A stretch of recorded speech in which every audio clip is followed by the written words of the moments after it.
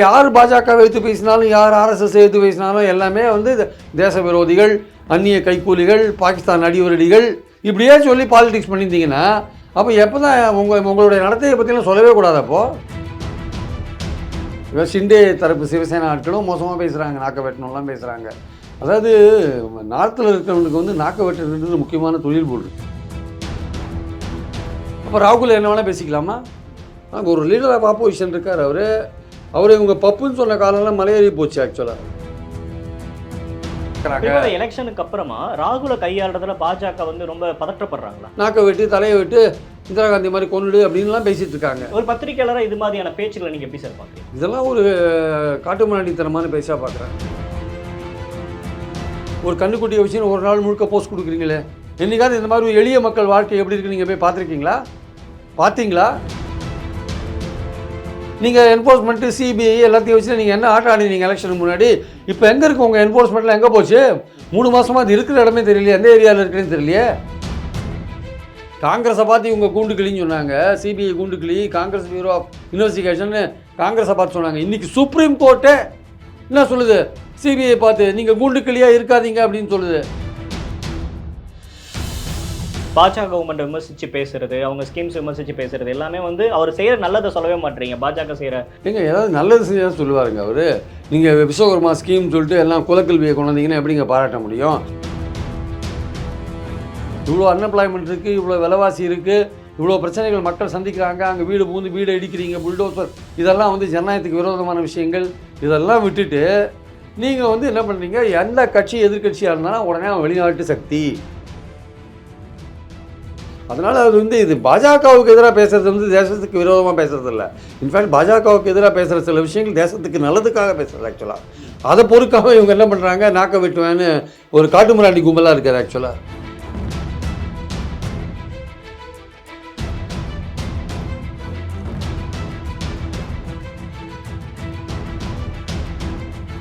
Sir, ராகுல் காந்தி பேசுறதுக்கு ராகுல் காந்தியோட நாக்கு இருக்கணும் அப்படின்னு பேசுறாரு. ராகுல் காந்தி ஒரு தீவிரவாதி அப்படின்ற மாதிரியெல்லாம் விமர்சனங்கள் ஆளும் கட்சியிலிருந்து வைக்கப்படுது. இதை எப்படி சார் பார்க்குறீங்க? ராகுல் மீதான எதிர்ப்பு அப்படின்றது ரொம்ப கூர்மையாக்கப்பட்டுட்டே இருந்தது பாஜக சைட்ல இருந்து. இதை நீங்கள் எப்படி அட்ரஸ் பண்ணுறீங்க? நாக்க மட்டுமா வெட்டுன்றாங்க, நாக்கில் சூடு வைக்கணுன்றாங்க, இந்திரா காந்தி மாதிரி ஒரு முடிவை சந்திப்பாருன்றாங்க, பல விதத்தில் பேசுகிறாங்க பாஜக ஆட்கள்லாம். ஷிண்டே தரப்பு சிவசேனா ஆட்களும் மோசமாக பேசுகிறாங்க, நாக்க வெட்டணும்லாம் பேசுகிறாங்க. அதாவது நார்த்தில் இருக்கிறவனுக்கு வந்து நாக்க வெட்டுறது முக்கியமான தொழில் போல் இருக்குது. ஏன்னா உதயநிதி சனாதனை பற்றி பேசும்போது நாக்க வெட்ட சொன்னாருங்க, ஒரு சாமியார் சொன்னார். அதே மாதிரி கருணாநிதியை கூட ஒரு நம்ம அதிமுக எம்பி ஒருத்தர் நாக்க வெட்டணும்னு சொல்லிட்டார் ஒரு தடவை. அது மாதிரி நார்த்தில் தான் வந்து அதிகமாக பேசுகிறாங்க. சனாதனத்தை பற்றி பேசுகிறது உதயநிதிக்கு சொன்னாங்க, இவருக்கு இப்போ நீங்கள் சொல்கிற மாதிரி ராகுல் காந்திக்கு சொல்கிறாங்க. ஸோ இந்த மாதிரி எதானாலுமே உடனே நாக்க விட்டுன்ற விஷயத்தை ஆரம்பிச்சிடறாங்க. இல்லை அவங்களுக்கு என்ன பிரச்சனைனா வந்து அமெரிக்காவில் போய் அவர் பேசிட்டு வந்தார் இல்லையா? அமெரிக்காவில் அவர் பேசினதெல்லாம் உண்மை தான் அவர் பேசினார். எங்கே ஒரு அரசியல் தலைவரை கூப்பிட்றீங்க அமெரிக்காவுக்கு? அவர்னா அங்கே அரசியல் தான் பேசுவார். அவர்னா விஞ்ஞானத்தை பற்றி பேசுவாரா இல்லை ஆன்மீகத்தை பற்றி பேசுவாரா? ஒரு பாலிட்டிஷியன் நீங்கள் கூப்பிட்டீங்கன்னா எல்ஓபி வேறு அவர். எல்ஓபி வேறு. நீங்கள் வந்து ஒரு பொறுப்பில் இருக்கிற இந்திய அரசில் ஒரு அமைச்சராக பங்கு வைக்கிற இல்லை பிரதமராக இருக்கிற ஒருத்தர் போனார்னா அவரோட விஷயம் வேறு, அவர் டீல் பண்ணுறது விஷயம் வேறு. நீங்கள் எதிர்கட்சி தலைவராக நீங்கள் போகும்போது நீங்கள் வந்து இந்த நாட்டில் என்ன மாதிரி அரசியல் இருக்குதுன்னு அவர் சொல்ல வேண்டிய கட்டாயத்துக்கு தள்ளப்படுறாரு. இந்த நாட்டில் என்ன அரசியல் நடக்குதுன்னு அமெரிக்காவில் இருக்கிறவங்களுக்கு தெரியாதே இருக்கு. ராகுல் காந்தி போய் சொல்லி தான் புரிஞ்சுக்கிறாங்க. நாட்டோட பெருமையை வெளிநாட்டில் போய் விட்டு கொடுக்கறது சரியா இருக்கும் அப்படி இல்லைங்க. இந்த நாட்டில் என்ன நடக்குதுன்னு அமெரிக்காவில் இருக்கிறவங்களுக்கு தெரியாதே இருக்கு. நீங்களும் நானும் பேசுகிறது அடுத்த 1 மணி நேரம் தெரியுது, 4 பேர் பேசுறது கவர்மெண்ட்டில் நடக்கிறதுலாம் தெரிஞ்சுன்னு இருக்குது. எல்லாமே எவ்ரிதிங் எல்லாமே போயிட்டு தானே இருக்குது உலகத்தில். இங்கே வந்து இவங்க பண்ணுற விஷயங்கள்லாம் தெரியாதே இருக்குது. எலெக்ஷன் கமிஷன் எப்படி நடந்துக்குன்னு தெரியாதே இருக்குது. பிரதமர் வந்து எலெக்ஷனுக்கு முன்னாடி முஸ்லீம்கள்கிட்ட வந்து தங்கத்தை பறித்து கொடுத்துருவாங்க, தாலியை பறித்து கொடுத்துருவாங்க, மாட்டை எடுத்து கொடுத்துருவாங்கன்னு பிரதமர் பேசுனது தெரியாதையா இருக்குது. எலெக்ஷன் கமிஷன் வந்து நோட்டீஸ் கொடுக்கறதுக்கு மோடியை விட்டுட்டு நட்டாக்கு நோட்டீஸ் கொடுத்தாங்களே, அது தெரியாதையா இருக்குது. ஏன்னா ராகுல் ஒரு இம்மெச்சூரா நடந்துக்கிறாரு வெளிநாட்டில். இதெல்லாம் நடந்ததுனால தான் எலெக்ஷன் கமிஷனை பற்றி அவர் சொல்கிறார். எலெக்ஷன் கமிஷன் ஒரு இம்பார்ஷியலாக நடந்துக்குதுன்னு சொல்கிறார். நோட்டீஸ் கொடுக்கறது முதற்கொண்டு ஒரு பிரைம் மினிஸ்டர் இவ்வளோ மோசமாக ஒரு மத வெறியை தூண்டுற மாதிரி ஒரு விருப்பு வச்சு பேசும்பொழுது அவருக்கு நோட்டீஸ் கொடுக்காத இருக்கிற ஒரு எலெக்ஷன் கமிஷன் இருக்கிற நாட்டில் எப்படிங்க நேர்மையான எலெக்ஷன் நடக்கும்? ஆக்சுவலாக ஒரு எலெக்ஷனில் எவ்வளோ ஓட்டு பதிவாச்சுன்னு சொல்கிறதுக்கே 4 நாள் எடுத்துக்கிற எலெக்ஷன் கமிஷன், அதுலேயே பலவிதமான கான்ட்ரடிக்ஷன் சொல்கிற எலெக்ஷன் கமிஷன், பதிவான ஓட்டுக்கும் என்ற ஓட்டுக்கும் ஏகப்பட்ட வித்தியாசம் இருக்கிற நேரத்தில் அப்போ எலெக்ஷன் நேர்மையாக நடந்ததான்னு ஒரு கேள்வி வருதா இல்லையா?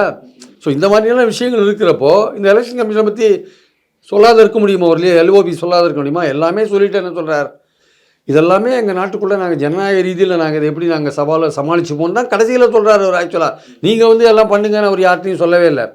அவரை பார்த்து இன்னொரு கேள்வி கேட்குறாங்க, எப்போ வந்து இடஒதுக்கீட்டுக்கு வந்து முடிவு வரும்னு கேட்குறாங்க. அவர் என்ன சொல்கிறாரு, பாகுபாடு இல்லாத சமுதாயம் உருவாகும் போது இடஒதுக்கீடு தேவையில்லைன்றார். இவங்க எப்படி ட்விஸ்ட் பண்ணுறாங்க, இடஒதுக்கீட்டுக்கு எதிராக பேசுகிறாருன்ட்டாங்க. அதாவது சனாதனத்தை பற்றி பேசினா இந்துக்களை கொலை பண்ண சொல்கிறாரு, அழிக்க சொல்கிறாரு, ஒழிக்க சொல்கிறாரு. பார்லிமெண்ட்டில் வந்து பாஜகவை பார்த்து நீங்கள் வன்முறையாளர்கள் பேசினா இந்துக்களை வன்முறையாளர்கள் சொல்கிறது. மிஞ்சி போனால் யார் பாஜக வைத்து பேசினாலும் யார் ஆர்எஸ்எஸ் வைத்து பேசினாலும் எல்லாமே வந்து தேச விரோதிகள், அந்நிய கைக்கூலிகள், பாகிஸ்தான் அடிவரடிகள் இப்படியே சொல்லி பாலிடிக்ஸ் பண்ணியிருந்தீங்கன்னா அப்போ எப்போ தான் உங்களுடைய நடத்தையை பற்றிலாம் சொல்லவே கூடாது. அப்போது ஸோ நீங்கள் எடுக்கிற பிரச்சாரம் எப்படிப்பட்ட பிரச்சாரமாக இருக்குது, வெறுப்பு பிரச்சாரமாக இருக்குல்ல. அதை தான் அமெரிக்காவில் போய் அவர் பேசுகிறார்.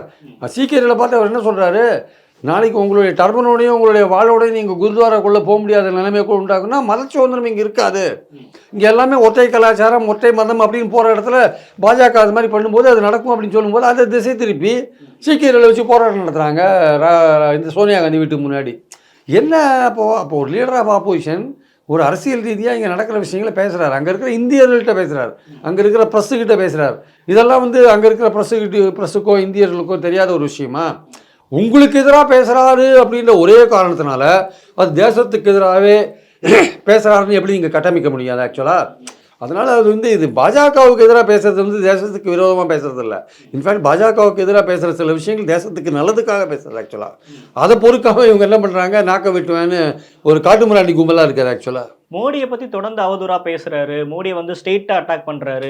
இதெல்லாம் பாஜக தொண்டர்கள் எவ்வளோ நாளாக பார்த்துட்டு இருப்பாங்க அப்படின்னு பாஜக தரப்புல. மோடி எங்க ஒரு ஸ்ட்ரெயிட்டாக அட்டாக் பண்ணாரு? மோடியை பார்த்து பயந்த காலம் போயிடுத்துன்னாரு. அமெரிக்காவில் என்ன சொன்னார், மோடியை பற்றின பயம் வந்து ரிசல்ட் வந்த உடனே போயிடுது அப்படின்னாரு. ஏன்னா நீங்கள் என்ஃபோர்ஸ்மெண்ட்டு சிபிஐ எல்லாத்தையும் வச்சு நீங்கள் என்ன ஆட்டம் ஆடினீங்க எலெக்ஷனுக்கு முன்னாடி. இப்போ எங்கே இருக்கு உங்கள் என்ஃபோர்ஸ்மெண்ட்டில்? எங்கே போச்சு? 3 மாதமாக அது இருக்கிற இடமே தெரியலையே, எந்த ஏரியாவில் இருக்குன்னு தெரியலையே. என்ஃபோர்ஸ்மெண்ட்டு எலெக்ஷனுக்கு முன்னாடி என்னென்ன பண்ணீங்க? கெஜ்ரிவாலை பிடிச்சி உள்ளே போட்டீங்க, சோரனை பிடிச்சி உள்ளே போட்டீங்க, கவிதா பிடிச்சி உள்ளே போட்டீங்க, எவ்வளோ பேர் உள்ளே போட்டீங்க பிடிச்சி நீங்கள் அரசியல் தலைவர்களாக பார்த்து பிடிச்சி போட்டிங்கல்ல. அப்போ இப்போ எங்கே போச்சு உங்கள் என்ஃபோர்ஸ்மெண்ட்டு? அதே வேகம் இப்போயே உங்களுக்கு வரல. அப்போ நீங்கள் பழி வாங்குவீங்கன்னு தான் அர்த்தம் இப்போ ஆக்சுவலாக எலெக்ஷனுக்கு முன்னாடி. அதனால தான் அவர் சொன்னார், இப்போ வந்து எங்களுக்கு மோடியை பார்த்து பயம் போயிடுச்சு. மோடிக்கே செல்வாக்கு குறைஞ்சிருக்குங்க. போன வாட்டி India Today mood of the nation எடுத்த போது மோடிக்கு இருந்த செல்வாக்கு கீழே இறங்கியிருக்கு, ராகுலோட செல்வாக்கு மேலே ஏறி இருக்கு. அதான் இப்போ மோடி முந்தி மாதிரி முடிவெடுக்க முடியுதா? வக்ஃப் போர்டு பில்லை எடுத்தோன்னே பாஸ் பண்ண முடிஞ்சுதா? கூட்டு பார்லிமெண்ட் குழுக்கு தான் அனுப்ப வேண்டிய கட்டாயத்துக்கு தள்ளப்பட்டிருக்காரு. லேட்டரல் என்ட்ரி முந்தி எவ்வளோ லேட்டரல் என்ட்ரி உள்ள ஆளுங்களை திணிச்சாரு. இப்போ சொன்ன உடனே எதிர்ப்பு வந்த உடனே அடங்கிட்டாரா இல்லையா? எதிர்த்தாங்களே, அடங்கிட்டாங்கல்ல. ஏன் அடங்கிட்டாங்க? இப்போ ஒன் நேஷன் ஒன் எலெக்ஷன் கூட அது ஆக்சுவலாக பார்லிமெண்ட்டில் வரும்போது என்ன மாதிரியான திசை திரும்பும்னு சொல்ல முடியாது நமக்கு. நான் சொல்ல வர்றது என்னென்னா, நீங்கள் 303லேருந்து 240 இறங்கின பிறகு நீங்கள் உங்களுடைய ஆக்டிவிட்டியும் மாறி இருக்கு ஆக்சுவலாக. ஸோ நீங்கள் முந்தைய ஒரு டெரர் மாதிரி நீங்கள் இருந்தீங்க எலெக்ஷனுக்கு முன்னாடி. இப்போ நீங்கள் வந்து பூனை மாதிரி பதுங்கி போயிட்டு இருக்கீங்க. உங்களுக்கு கூட்டணி கட்சிகள் எப்போ காலம் வரும்னு தெரியாது. அதுதான் ராகுல் காந்தி சொல்கிறாரு, மோடியை பற்றின பயம் போயிடுச்சுன்னு. இல்லை, போகிற மேடையில் எல்லாமே வந்து பாஜக கவர்மெண்ட்டை விமர்சித்து பேசுறது, அவங்க ஸ்கீம்ஸ் விமர்சித்து பேசுறது எல்லாமே வந்து அவர் செய்கிற நல்லதை சொல்லவே மாட்டேறீங்க. பாஜக செய்கிற நல்லதை வந்து ராகுல் காந்தி சொல்ல மாட்டுறாரு. பாஜக மீது வெறுப்பே வந்து எல்லா இடத்துலையும் பேசுகிறாரு. இது பாஜக தொண்டர்களோட மனசை வந்து காயப்படுத்துது அப்படின்றாங்க. ஏங்க ஏதாவது நல்லது செஞ்சால் சொல்லுவாருங்க அவர். நீங்கள் விஸ்வகர்மா ஸ்கீம் சொல்லிட்டு எல்லாம் குலக்கல்வியை கொண்டு வந்தீங்கன்னா எப்படிங்க பாராட்ட முடியும்? ஜாதிவாரி கணக்கெடுப்பு எடுத்து எல்லா ஜாதிகளுக்கும் அவரவர் பிரதிநிதித்துவத்துக்கு ஏற்ற மக்கள் தொகைக்கு ஏற்றபடி நீங்கள் கொடுங்க, ரிசர்வேஷன் கொடுங்கன்னு சொன்னால் அது ஏன் பாஜக பின்வாங்குது? அதுதான் அவர் சொல்கிறாரு. அவர் பாஜக எதிர்ப்பு தாண்டி, மோடி எதிர்ப்பை தாண்டி அவர் ஆர்எஸ்எஸ் அட்டாக் பண்ணுறாரு, அதானி அம்பானி அட்டாக் பண்ணுறாரு. இல்லைங்க, அதானி அம்பானிக்கு கொடுக்குற கன்செஷன்ஸ் இந்தியாவில் இருக்கிற வேறு எந்த தொழில்களுக்கும் கிடைக்கலையே. இங்கே கென்யாவில் போயிட்டு நைரோபி ஏர்போர்ட்டை வாங்கி தரீங்க அதானிக்கு, வங்கதேசத்தில் போய் எலக்ட்ரிசிட்டி சப்ளை பண்ணுற உரிமையை வாங்கி தரீங்க, அங்கே போய் இலங்கையில் காற்றாலை மின்சாரத்தை வாங்கி தரீங்க, ஆஸ்திரேலியாவில் நிலக்கரி சுரங்கத்தை வாங்கி தரீங்க. இது மாதிரி ஒரே அதிபர் ஒரு தொழில் அதிபருக்கு எல்லா வித கன்செஷன் நீங்கள் கொடுத்துருந்தீங்கன்னா அவன் ஹிண்டன்பர்க் எல்லாத்தையும் எக்ஸ்போஸ் பண்ணிகிட்டே இருக்கான். எப்படி நீங்கள் வந்து ஃபண்ட்ஸை இங்கே கொண்டாந்து உங்களுடைய பங்கு மார்க்கெட்டெல்லாம் ஏற்றினீங்க, எப்படி உங்களோட பினாமி பணங்கள் எல்லாம் வந்து அங்கே சுவிஸ் பேங்க்கில் வந்து ஃப்ரீஸ் பண்ணி வச்சுருக்கான், எல்லாமே சொல்கிறாங்க. எந்த விதமான நடவடிக்கையும் செபி எடுக்க மாட்டேங்கிறாங்க.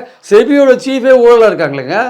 இதெல்லாம் தான் அவர் சொல்கிறார். இந்த கவர்மெண்ட்டை வந்து இந்த கவர்மெண்ட்டில் நடக்கிற விஷயங்கள் தான் சொல்கிறார். ஹிண்டன்பர்க் சொன்ன எத்தனை விஷயங்களில் நடவடிக்கை எடுத்திருக்காங்க, எத்தனை பினாமி கம்பெனிகள் மூலமாக அந்த டாக்ஸ் ஹெவன் சொல்லப்படுகிற பல நாடுகள்லேருந்து எடுத்துகிட்டு வந்தீங்க. பினாமி கம்பெனிகள் பேரில் வந்து இங்கே வந்து அவங்களோட அதானி குரூப் ஆஃப் கம்பெனிஸோட ஷேர்ஸை வந்து ஆர்டிஃபிஷியலாக மேலே ஏற்றிருக்காங்க. இதன் மூலமாக எப்படி பங்கு மார்க்கெட்டில் விளையாடி இருக்காங்க, இதெல்லாம் வந்து ஹிண்டன்பர்க் எக்ஸ்போஸ் பண்ணி வச்சுருக்காங்க. நீங்கள் ஒரு நடவடிக்கை எடுக்க மாட்டேன்றீங்க. அதனால தான் சொல்கிறேன். இப்போ ஸ்வீடனில் வந்து இவரோட பினாமியோட பணத்தை வந்து 2300-400 கோடியை ஃப்ரீஸ் பண்ணி வச்சுருக்காரு. அது இல்லை கேட்டால் ஏன் பணம் இல்லைன்றாங்க, அங்கே கேட்டால் அதானியோட பணம் பினாமி தான் சொல்கிறாங்க. ஸோ பாயிண்ட் என்னென்னா வந்து இதெல்லாம் வந்து ஒரு தனிப்பட்ட சில தொழிலதிபர்களுக்கு நீங்கள் கொடுக்குற கன்செஷன். பல கம்பெனிகள் வந்து பேங்க்கில் வாங்கின கடனை கட்ட முடியாத இருக்கும்போது அதானி உள்ளே பூந்து 400 கோடி கடனை வந்து வெறும் 50 கோடி கொடுத்து கடன் அடைச்சி கம்பெனியை எடுத்துட்டு நாளைக்கு அதே நிறுவனத்தை வச்சு மறுபடியும் அதானி கடனை வாங்கி பேங்க்கில் நிறுவனத்தை எத்தனை நிறுவனங்கள் நடத்திட்டு இருக்காரு அவர் மட்டும் நடத்துகிறார், அம்பானி நடத்துகிறார். இதெல்லாம் ஒரு சில ஆட்களுக்கு மட்டும், சில தொழிலதிபர்களுக்கு மட்டுமே இந்த வாய்ப்புகள் ஏன் கொடுக்குறீங்க? அதனால் இந்த கவர்மெண்ட் வந்து ஒரு அதானி அம்பானிக்கான ஒரு கவர்மெண்ட்னு சொல்கிறார் அவர். இது எதுவுமே வந்து நீங்கள் சொல்கிற ஹிண்டன்பர்க் சொல்கிற விஷயங்கள்லாம் எதுவும் தீர ஆராயிறீங்களா? என்ஃபோர்ஸ்மெண்ட் இதை பற்றி ஏதாவது மூச்சு விடுதா? எங்கேயாவது ஆராய்ஞ்சாங்களா? என்ஃபோர்ஸ்மெண்ட்டு எந்த இடத்துலேயே வந்திருக்காங்களா உள்ள? ஏன் வரல? அப்போ எங்கே போச்சு உங்கள் என்ஃபோர்ஸ்மெண்ட்டு?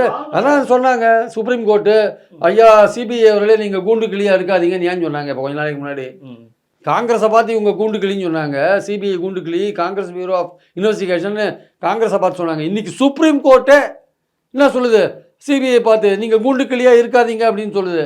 அப்போ அந்த கூண்டு கிளியாக இருக்கிற சிபிஐ வச்சுட்டு இவங்க என்னென்ன பண்ணாங்க? கூண்டு கிளியாக இருக்கிற என்ஃபோர்ஸ்மெண்ட்டை வச்சு என்னென்ன பண்ணுறாங்க? இதெல்லாம் தான் இன்றைக்கி நாட்டில் நடக்கிற விஷயங்கள். ஆக்சுவலாக ராகுல் காந்தி இது வந்து மோடியை தனிப்பட்ட முறையில் அட்டாக் பண்ணுறது இல்லைங்க. இது நாட்டில் நடக்கிற அரசியலை பேசுகிறாரு. இந்த நாடு இப்படி இருக்குது, இங்கே அன்பால் வந்து நம்ம நல்லிணக்கம் மத நல்லிணக்கத்தை உண்டாக்க வேண்டிய நாட்டில் வெறுப்பு அரசியலை பண்ணி இங்கே உண்டாக்குறாங்க. எலெக்ஷனுக்கு அப்புறமா ராகுலை கையாளுறதுல பாஜக வந்து ரொம்ப பதற்றப்படுறாங்களா? அவங்களுக்கு வந்து குறைஞ்சி போச்சு இல்லையா, மெஜாரிட்டி குறைஞ்சி போச்சு. வரப்போகிற எலெக்ஷன்ஸில் ராகுலுடைய செல்வாக்கு வேறு ஏறிட்டுருக்கு. இந்தியா டுடே கருத்து கணிப்படி பார்த்திங்கன்னா அவங்களுக்கு ஏறிட்டுருக்கு அவருடைய செல்வாக்கு. அதனால் வந்து நமக்கு ஒரு பெரிய சேலஞ்சாக இருப்பார். 52 இடங்களில் 100 இடங்களாக மாற்றி அவர் இருக்கார். இந்தியா கூட்டணி 234 இடங்கள் இருக்குது. ஒரு பலமான எதிர்க்கட்சியாக அந்த இந்தியா கூட்டணி காம்பேக்டாக அங்கே இருக்குது. அதனால் ராகுலுடைய செல்வாக்கு பார்த்தவங்க பயப்படுறாங்க ஓரளவுக்கு. அதனால தான் வந்து நாக்கை வெட்டி தலையை விட்டு இந்திரா காந்தி மாதிரி கொண்டுடு அப்படின்லாம் பேசிகிட்டு இருக்காங்க. ஒரு பத்திரிகையாளராக இது மாதிரியான பேச்சுகளை நீங்கள் எப்படி சார் பார்க்குறீங்க? இதெல்லாம் ஒரு காட்டு முன்னாடித்தனமான பேசாக பார்க்குறேன். ஏன்னா இதெல்லாம் கருத்துக்கு கருத்து மோதல் தான் சார் இருக்கணும். நீங்கள் ராகுல் காந்தியை கருத்து மோதுங்க. எதுக்கு கையை அறிவாள் எடுத்து அவன் தலையை வெட்டுவேன்றீங்க, நாக்கில் சூடு போடுவேன்றீங்க? இதெல்லாம் எதுக்கு? இதெல்லாம் நாகரிக உலகத்தில் பேச வேண்டிய பேச்சா அதெல்லாம்? பட் இவ்வளோ பேச்சுக்கள் பேசுகிறாங்க, ஆனால் பாஜக தலைமையிடம் அமைதியாக தான் இருக்குது, யாரையும் கண்டிக்கல. மாநில அரசுக்கு இது வழக்கு பதிவு செஞ்சதா இன்ன வரைக்கும் நியூஸ் வரல. இதே அப்படியே திருப்பிங்க. ஒரு உதாரணத்துக்கு சொல்கிறேன். மோடியை பற்றி யாரோ ஒருத்தன் பேசிட்டா வச்சுக்கோங்க, இந்த நேரம் அவனை நீங்கள் அரெஸ்ட் பண்ணிருப்பீங்க. எம்பி பதவி அதனால தான் போச்சு. அதாங்க அவர் பேசின அவர் மோடின்ற ஒரு வார்த்தையை பயன்படுத்தினார், அதனால் அவர் வாக்கு போச்சு. நீங்கள் மோடியை பற்றி இது மாதிரி ஏதோ ஒன்று பேசிட்டீங்க. ராகுல் காந்தி இந்த சிவசேனா எம்பி பேசின மாதிரி ஒருத்தர் மோடியை பற்றி பேசிட்டா வச்சுக்கோங்க, இத்தனை நேரம் போலீஸ் பாஞ்சு பேர் அரெஸ்ட் பண்ணுறதுக்குமா பண்ணுறக்காதா? அப்போது மோடிக்கு ஒரு நீதி, ராகுலுக்கு ஒரு நீதியா? மோடிக்கு வந்து அது அவருக்கு வந்து ஒரு பிரச்சனையும் இல்லை. அவர் வந்து உடனே ஆக்ஷன் எடுக்கும் போலீஸு. அப்போ ராகுல் என்ன வேணால் பேசிக்கலாமா? ராகுலை தலையை வெட்டலாம், ராகுலை வந்து கொலை பண்ணுவேன்னு சொல்லலாம், ராகுல் நாக்கை வெட்டலாம், ராகுல் நாக்கில் சூடு போடுவேன்னு சொல்லலாம், எல்லாம் பண்ணலாமா? அவர் முக்கியமான கேபினட் ரேங்கில் இருக்கார் இங்கே. அவர் எப்படி நீங்கள் அதை சொல்கிறீங்க? அது மாதிரி சரி, இப்போ காங்கிரஸ் தலைவர்கள் ஒரு கேள்வி வந்து எழுப்புறாங்க, ராகுலோட பாதுகாப்பை உறுதி செய்ய வேண்டிய கடமை ஆளுங்கட்சிக்கு இருக்குது அப்படின்னு சொல்லிட்டு. இதை எப்படி நீங்கள் பார்க்குறீங்க? ராகுலோட பாதுகாப்பை உறுதிப்படுத்த வேண்டியது இந்த கவர்மெண்ட்டோடைய கடமை சார். ஒரு லீடர் ஆஃப் ஆப்போசிஷன் இருக்கார் அவர் இவங்க பப்புன்னு சொன்ன காலம்லாம் மலையேறி போச்சு. ஆக்சுவலாக இப்போல்லாம் பப்புன்னு சொல்ல முடியல. அவர் வந்து இன்ஃபேக்ட் ரொம்ப மெச்சூர் ஆகிட்டு பேசிகிட்டு இருக்கார் ஆக்சுவலாக. ஆனால் அந்த மெச்சூர் ஆகிட்டு பேசுகிறதே இவங்களுக்கு கொஞ்சம் ரொம்ப பதற்றம் அதிகமாகிட்டே இருக்குது ஆக்சுவலாக. ஏன்னா அவர் வந்து இன்றைக்கி எளிய மக்களோட கான்டாக்டில் இருக்கார். அவர் அன்னாடம் வந்து ஒரு சனூரில் முடி திருத்துவரோட, ஒரு ரயில்வே போர்ட்டரோட, இல்லை ஒரு கார்பெண்டரோட, இல்லை ஒரு சிறு வணிகரோட, இப்படி தான் அவர் காலத்தை செலவு பண்ணி அவர் வந்து இந்திய மக்களுடைய நிலைமை என்ன, கிரவுண்ட் லெவலில் மக்கள் எப்படி இருக்காங்க. நீங்கள் என்றைக்காவது மாதிரி எந்த மக்களையாவது நீங்கள் போய் பார்த்துருக்கீங்களா? மோடி அவர்களே ஒரு கண்ணுக்குட்டியை வச்சுன்னு ஒரு நாள் முழுக்க போஸ்ட் கொடுக்குறீங்களே வீடியோ படத்துக்கு. என்றைக்காவது இந்த மாதிரி எளிய மக்கள் வாழ்க்கை எப்படி இருக்குன்னு நீங்கள் போய் பார்த்தீங்களா? பிரதமர் அவர்கள் போய் பார்த்துருக்கீங்களா? ராகுல் காந்தி அதை பண்ணுறாரு. எளிய மக்களுடைய வாழ்க்கை எப்படி இருக்குது நம்ம நாட்டில்னு பார்க்குறாரு. அதை பொறுத்த அவர் பேசுகிறாரு.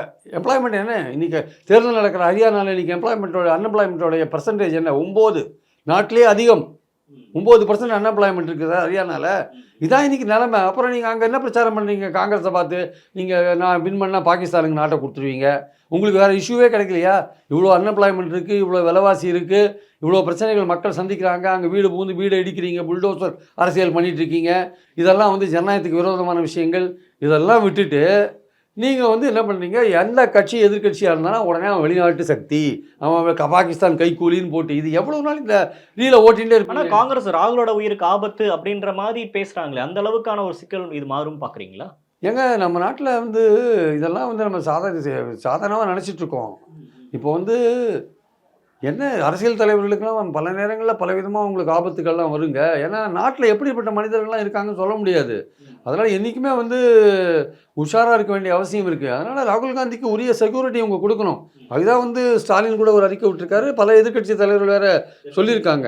ஸோ ராகுலுக்கு வந்து இந்த கவர்மெண்ட் வந்து உரிய பாதுகாப்பு கொடுக்கணும். அப்போ ராகுலுக்கு ஏதாவது ஆச்சுன்னா அப்புறம் இந்த பாஜக கவர்மெண்ட் தான் அதுக்கு பொறுப்பு ஆக்சுவலாக. நிறைய விஷயங்கள் பகிர்ந்துக்கிட்டீங்க. நேரம் கொடுத்தமைக்கு நன்றி. தேங்க்யூ.